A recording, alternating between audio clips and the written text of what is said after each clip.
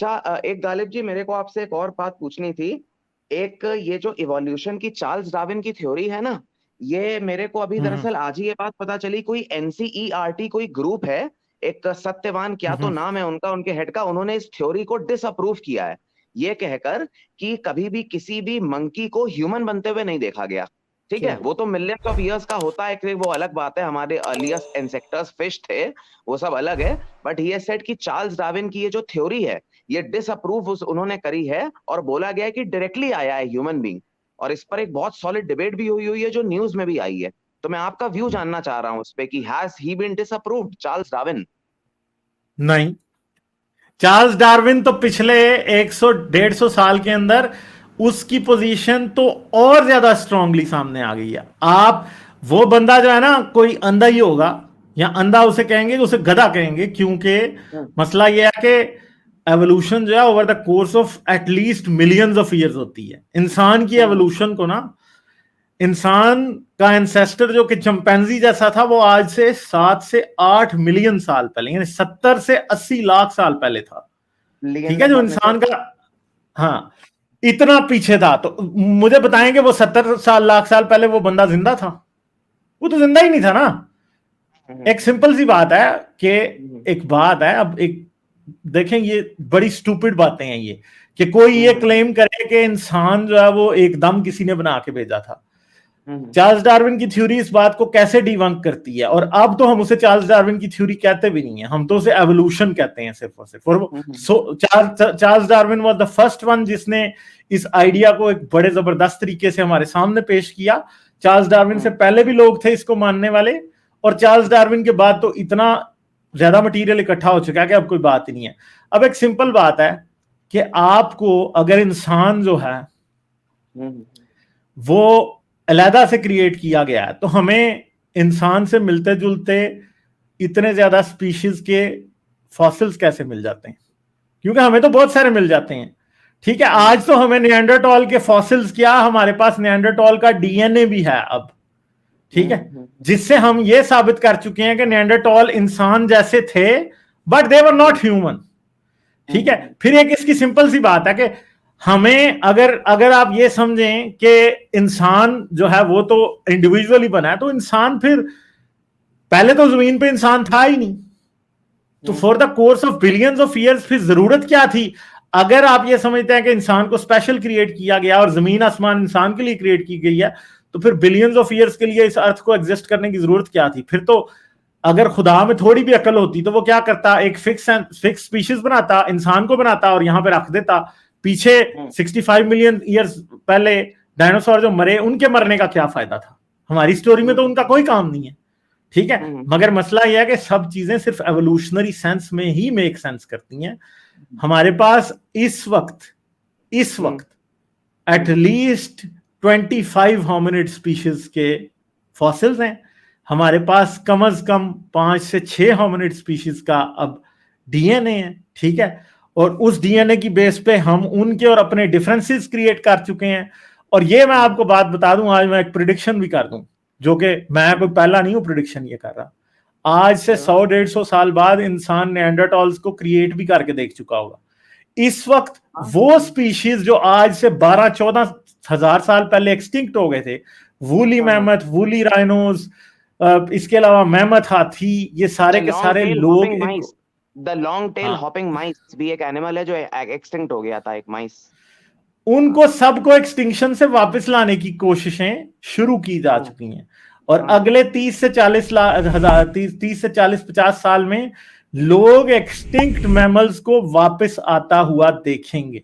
और फिर लोग कहेंगे, अच्छा ये तो हमारी बाइबल में भी नहीं लिखा, ये तो कुरान में भी नहीं लिखा, तो ये मैमथ कहां से आ गया? हाथी जो अलास्का में रहने वाला कहां से आ गया? मैं इसका आपको एक और बहुत स्ट्रॉन्ग एग्जांपल देता हूं। देखिए, जब हम इस दुनिया में चिंपैंजीज की तरह रहा करते थे, हाँ, अफ्रीका में, जो नोवेल जोआ फरारी ने पता लगाया था, everyone is an African book में भी ये मेंशन्ड है।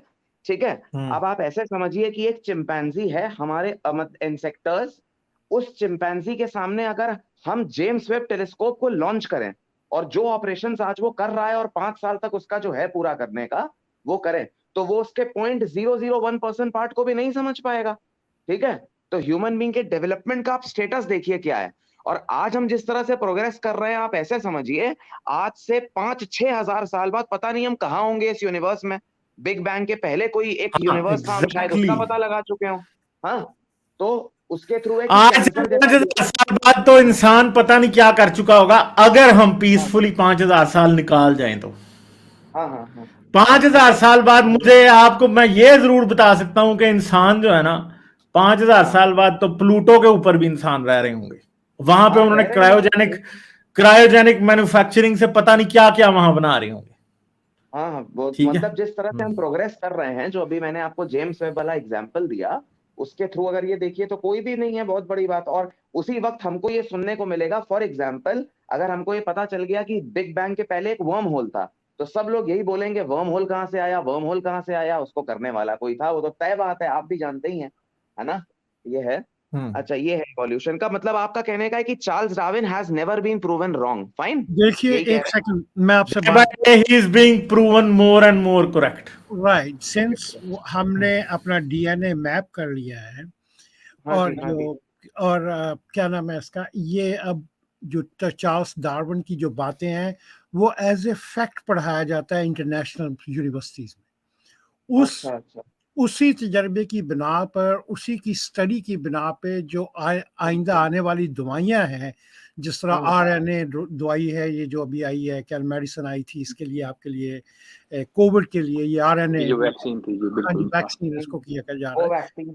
ہاں جی, تو اب یہ باتیں مطلب کہ اگر وہ چارلس ڈارون کے سے ہی مطلب کہ آپ شروع کر سکتے ہیں, اگر یہاں تک آپ ڈیولپ کر سکتے ہیں چیزوں کو, انہی چیزوں کو سمجھ کے. اگر آپ اکیلا انسان سیدھا زمین پہ رکھ دیں آپ کوئی ڈیولپ ہی نہیں ہو سکتا, کچھ بھی آپ کو پتہ ہی نہیں ہے کیا ہے کیا نہیں ہے. ظاہر ہے ہمیں انسان کے اندر کی باتوں کا پتہ لگا ہے, ہم کس طرح بنے ہیں, ہمارا ڈی این اے میپ ہوا ہے, ہاں جی, اور ہمارے کیا نام ہے اس کا سیلز کا پتہ چل گیا ہے ہمیں, مطلب کہ ایوری تھنگ.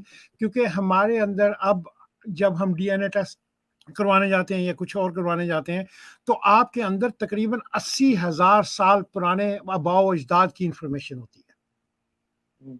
یہ کیا بولا آپ نے 80,000 والا, ایک بار پھر سے ریپیٹ کریے گا پلیز. سوری غالب بھائی ذرا آپ ان کو ذرا کریے گا اس کو. سوری ایک سیکنڈ, کیا بات کر رہے تھے دوبارہ کریں حاجی بھائی. میں یہ کہہ رہا تھا کہ یہ جو کیا کہتے ہیں اس کو, ہماری باڈی ہے, جب اس کا ڈی این اے ٹیسٹ کیا جاتا ہے تو ہمارے اندر تقریباً 80 جنریشنز یا 80,000 سال آپ اس کو لے سکتے ہیں, یا جتنے بھی مرضی سال لے میں اس سکتے کو ہیں. ایکسپلین کر سکتا ہوں اگر اس آپ کی اجازت پوری دیں کی تو. پوری انفارمیشن ہماری ڈی این اے کے اندر موجود ہے. چلیں اگر ڈاکٹر صاحب ایکسپلین کرتے ہیں پھر. جی ہاں, اور صرف وہ 80,000 بھی نہیں, آپ تو پیچھے تک جا سکتے ہیں. وہ اصل میں اس میں بھائی بات یہ ہے کہ جو انسانی جو ہمارا جو ہے نا جسم, وہ سیل سے بنا ہے. سیل کے اندر ہوتا ہے نیوکلیس, نیوکلیس میں آپ کو ملتے ہیں کروموسوم, کروموسوم بنا ہوتا ہے ڈی این اے سے. اب جو ڈی این اے ہے نا اس کی بات یہ کہ اس کے اندر آتی ہیں میوٹیشنز. میوٹیشن کا مطلب اس میں آتی ہے تبدیلی, اور یہ جو تبدیلی ہے نا یہ ایک خاص سرٹن جنریشنز کے بعد آتی ہے, ایک خاص سرٹن نمبر آف ایئرس کے بعد آتی ہے, جو کہ ہمیں پتہ ہے کہ وہ کس طرح ہوتی ہے. اور اس میں جو ہے نا کچھ باقی سارے جتنے بھی ہمارے کروموسوم ہیں اور جو ڈی این اے وہ چینج ہوتا رہتا ہے جنریشنز کے ساتھ, کیونکہ وہ اوور لیپ کرتے ہیں میل اور فیمیل کے ڈی این اے. لیکن وائی کروموسوم مردوں میں, اور جو ہے نا سوری پیٹرنل سائڈ سے, اور جو ہے نا مائٹوکونڈریل ڈی این اے میٹرنل سائڈ سے, یہ ایسا ہے جو کہ کانسٹنٹ رہتا ہے. اس کے اندر کیا ہے کہ آپ نے کیا کرنا ہوتا ہے, یہ دیکھنا ہوتا ہے کہ اس کے اندر جو چینج آپ کے ڈی این اے کے اندر جو چینج ہے, آپ کا جو ڈی این اے ہے پلس جو افریقہ میں رہنے والا آدمی ہے اس کا جو ڈی این اے ہے اس کے اندر کتنی چینج آئی ہے. اس کی بیس کے اوپر آپ یہ پریڈکٹ کر سکتے ہیں کہ اس کا اور آپ کا کامن انسیسٹر کتنا پیچھے تھا, اور آپ بہت زیادہ ایکوریسی کے ساتھ یہ پریڈکٹ کر سکتے ہیں. بلکہ ابھی تو آج کل کے جتنے انسان ہیں ان ساروں کو کامن انسیسٹر جو ہے نا وہ آپ کو بہت بڑا قریب مل جاتا ہے, جس سے آپ کو پتہ چلتا ہے کہ یہ سب لوگ اسی سے ڈسینڈ ہوئے ہیں. تو وہ ان کا یہ مطلب ہے, اور وہ ساری جو ہے نا آپ کی ڈی این اے کے اوپر آپ کی پوری سٹوری لکھی ہوئی ہے پیچھے, صرف تبھی کی نہیں جب ہم انسان تھے, بلکہ اس سے بھی پہلے جب ہم نان ہیومن اسپیشیز ہوا کرتے تھے. وہ آپ کو ایزیلی سائنس نے اس کو ڈیسائفر کر دیا ہے. اور ابھی غالباً حاجی صاحب ہیں جو مائک زی کے نام سے ہیں, بالکل درست فرما رہے ہیں کہ یہ بطور فیکٹ پڑھایا جاتا ہے امریکہ میں. اور میں سب سے زیادہ اسی لیے یہی سوال کرتا ہوں اپنے جو ہے نا وہ اسلامی بھائیوں سے کہ آپ یہ دیکھیں کہ ہارورڈ میں, آکسفورڈ میں, ان ساروں کی آپ ٹیکسٹ بک تو اٹھا کے دیکھیں, اس میں تو کریشنزم کا نام تک نہیں ہے, اس میں تو کسی الٹرنیٹو تھیوری کا نام تک نہیں ہے. تاریخ کی عدالت نے چارلز ڈارون کو بار بار باعزت بری کیا ہے, ایک دفعہ نہیں بار بار. اور جب بھی کوئی نئی ڈسکوری ہوئی ہے, ڈارون کے ٹائم پہ تو جین کا ہمیں پتہ بھی نہیں تھا, ہمیں ڈی این اے کا پتہ بھی نہیں تھا. लेकिन उस बंदे का जीनियस है उसका और अल्फ्रेड रसल वॉलेस का, कि उन्होंने जो है ना वो ऐसी थ्योरी उस टाइम दी जब हमें डीएनए का नहीं पता था। तो ये बात बिल्कुल दुरुस्त है इनकी। हाँ जी भाई की, थैंक यू। इसमें एक बात आपको मैं ऐड करता हूँ सर, ये जो आपने नॉन ह्यूमन स्पीशीज वाली बोली, हम जब नॉन ह्यूमन स्पीशीज थे, जब हम डायनासोर्स के सामने रहते थे, पहले हम फिश थे, और वो 16 करोड़ 50 लाख साल जब डायनासोर्स इस प्लेनेट पे थे, और इवोल्यूशन की हायरार्की में क्रॉस करते हुए जब हम फिश की हायरार्की को क्रॉस कर चुके थे, तो जब हमने डायनासोर से बचने के लिए नेचुरल सिलेक्शन को सेलेक्ट किया था, तो वो नेचुरल सिलेक्शन सेलेक्ट करते हुए हमने अपने ब्रेन को जिस तरह से यूज किया, वो आज भी हम इनडायरेक्टली कहीं ना कहीं यूज कर रहे हैं। ठीक है, ये एक इवोल्यूशन में मैंने पढ़ा था जो कि डायनासोर्स ने हमारे ब्रेन के डेवलपमेंट में एक बहुत बड़ा रोल प्ले किया है इस तरह से।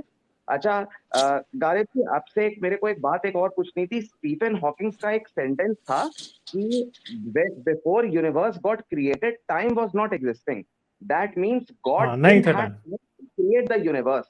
सो आस्किंग दिस क्वेश्चन कि God created this universe itself makes no sense, है ना? तो इस पे आप थोड़ी लाइट थ्रो कर सकते हैं कि व्हाट कोई भी आप ये मैं इस बात को ना साइंटिफिक के बजाय पोएटिक के तौर पे ही लूंगा। साइंटिस्ट भी कभी पोएटिक जुमले बोलते हैं। हमें ये नहीं पता कि यूनिवर्स कैसे स्टार्ट हुआ था, ठीक है? हम ये असल में ना ये एक मिसनोमर है ये कहना कि हम एग्जैक्टली ये जानते हैं कि यूनिवर्स बिग बैंग में शुरू हुआ। Big bang might as well be a point जिससे पीछे का कोई एविडेंस हमें मिला नहीं है, शायद मिल जाए, आप खुद ये बात कह रहे थे, और हो सकता है कि एविडेंस सब डिस्ट्रॉय हो चुका हो। इसकी बहुत आसान सी बात है, एक थॉट एक्सपेरिमेंट करते हैं। आज यूनिवर्स है, ठीक है, आज से गूगल इनटू गूगल ईयर्स बाद क्या होगा कि यूनिवर्स में हर चीज खत्म हो जाएगी। गूगल ईयर्स बाद ऐसा होगा कि यूनिवर्स में सब प्लैनेट्स, सब स्टार्स डेथ हो चुकी होगी, हर चीज सेम हीट पे आ जाएगी, ठीक है? और फिर आहिस्ता आहिस्ता ब्लैक होल्स ही रह जाएंगे, ब्लैक होल्स भी फिर आहिस्ता आहिस्ता मरने लगेंगे, और ब्लैक होल्स भी खत्म हो जाएंगे, यूनिवर्स की फिर हीट डेथ हो जाएगी, हर चीज सेम एनर्जी लेवल पे आ जाएगी। यानी जितना भी एविडेंस आज यूनिवर्स में है कि कोई चीज एग्जिस्ट करती थी, जब सब चीजें सेम एनर्जी लेवल पे आ जाएंगी तो किसी भी चीज का कोई एविडेंस ही नहीं रहेगा कि कोई चीज एग्जिस्ट करती थी, क्योंकि फिर जब ये सेम एनर्जी लेवल पे आएंगी तो अब साइंटिस्ट ये भी बताते हैं जो क्वांटम मैकेनिक्स के हैं और जो जनरल रिलेटिविटी को समझते हैं कि फिर आहिस्ता आहिस्ता एटम्स डिसइंटीग्रेट होने शुरू हो जाएंगे। यानी एटम्स अपनी एनर्जी स्पेस में लूज करके वापस नथिंगनेस में चले जाएंगे। क्वांटम फील्ड्स के दरमियान, क्योंकि एक पार्टिकल जो होता है ना, क्वांटम पार्टिकल, वो ये होता है कि क्वांटम फील्ड के अंदर एक फ्लक्चुएशन होती है और वो फ्लक्चुएशन परमानेंट होती है। तो वक्त जब सब चीजें सेम एनर्जी स्टेट पे आएंगी तो उसके बाद ये प्रोसेस शुरू हो जाएगा कि आहिस्ता आहिस्ता मैटर ही खत्म होने लग जाएगा, क्योंकि मैटर भी तो एनर्जी है ना। फिर मैटर खत्म होने लग जाएगा जब सब कुछ सेम एनर्जी स्टेट पे आ जाएगा, तो इसका मतलब है कि ये एविडेंस भी खत्म हो जाएगा कि यूनिवर्स कभी एग्जिस्ट करता था। ये ठीक है, तो इसलिए हाँ, सॉरी टू कट, आपने जो अभी बिग बैंग पहले के लिए बोला था ना, इसके लिए आई विल ऐड समथिंग। ये जो अभी ऑडिट आए थे जो जिनके ऊपर काफी हंस वगैरह रहे थे, उनसे भी ये बात कह रहा हूँ कि देखिए जैसे आपने अभी गालिब जी बोला ना, बिग बैंग के पहले क्या था, नहीं है इसका प्रूफ। एक्चुअल में नासा ने एक डिस्कवरी करी है अराउंड 20-30 ईयर्स पहले। उन्होंने कुछ ऐसे स्टार्स इस यूनिवर्स में स्पॉट किए हैं जो जिनकी एज इस यूनिवर्स से ज्यादा कही गई है। इसके गूगल पे भी इसके लिए नहीं, वो उसकी रीजन है ना, वो आप ये ना समझेंगे वो स्टार्स यूनिवर्स से पुराने हैं। उसकी रीजन है, वो मसला ये है कि उनमें ऐसा हो सकता है कि हम कोई गलती कर रहे हैं उनके, क्योंकि स्टार की एज उसकी लाइट को एनालाइज करके होती है, उसकी रेड शिफ्ट को देख के होती है। अब हमें शायद कोई फिनोमेना ऐसा है जिसका नहीं पता, जो कि यूनिवर्स में ही एक ऐसा फिनोमेना हो कि वो चीजों की रेड शिफ्ट को बढ़ा देता है। तो साइंटिस्ट का गैस ये है, ठीक है। तो रेड शिफ्ट बढ़ गई तो हमें ये लगता है कि स्टार की एज ज्यादा है, ठीक है।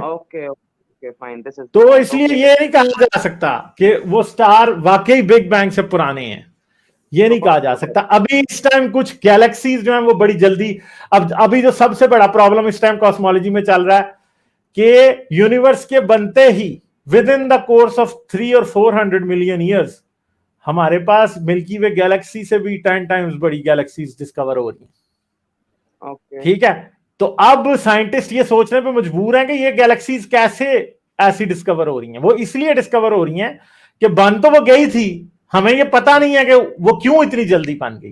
कोई यूनिवर्स की अंदर एक ऐसा वेरिएबल है जो हम नहीं जानते हैं। तो अभी जब साइंसदान सर जोड़ के बैठेंगे, हो सकता है उनको 10 साल लगे इस बात को डिस्कवर करने में, हो सकता है उन्हें 100 साल लगे इस बात को डिस्कवर करने में कि इतनी अर्ली ऑन इतनी बड़ी गैलेक्सीज कैसे बन गई थी। ठीक है, तो अब हमें कुछ रूल बुक्स रीराइट करनी पड़ेंगी, क्योंकि बिग बैंग तो हमें पता कि हुआ था। ठीक है, क्योंकि वो तो कॉस्मिक माइक्रोवेव बैकग्राउंड रेडिएशन से हमें पता है कि बिग बैंग हुआ था। टेलीस्कोप तब का एकदम प्रत्यक्ष देख रहा है, कोई उसमें क्वेश्चन ही नहीं है। हाँ, अच्छा सर, तो आहिस्ता आहिस्ता लास्ट क्वेश्चन आपसे पूछना था, ये जो उत्तर प्रदेश के सीएम है, इंडिया का स्टेट उत्तर प्रदेश, इसके जो सीएम है आदित्य योगी नाथ, आपका उनके ऊपर क्या है मतलब ओपिनियन की what kind of a person is he, is working और व्हाट, अगर आप कुछ बताना चाहें तो। क्या, दोबारा बोलिए, सॉरी। जो इंडिया में उत्तर प्रदेश जो स्टेट है ना, उसका जो चीफ हाँ जी, मिनिस्टर है आदित्य योगी योगी, हाँ हाँ हाँ हाँ, बहुत ही खास मिस्टर अजय, उनको भी इन सब चीजों में बहुत इंटरेस्ट है, जिसके लिए हम बात कर रहे थे। उन्होंने मुझसे कहा था कि मैं पूछ लूं आपसे ये बात योगी जी के लिए, आपका क्या ओपिनियन। योगी जी, किस चीज के बारे में पूछना है?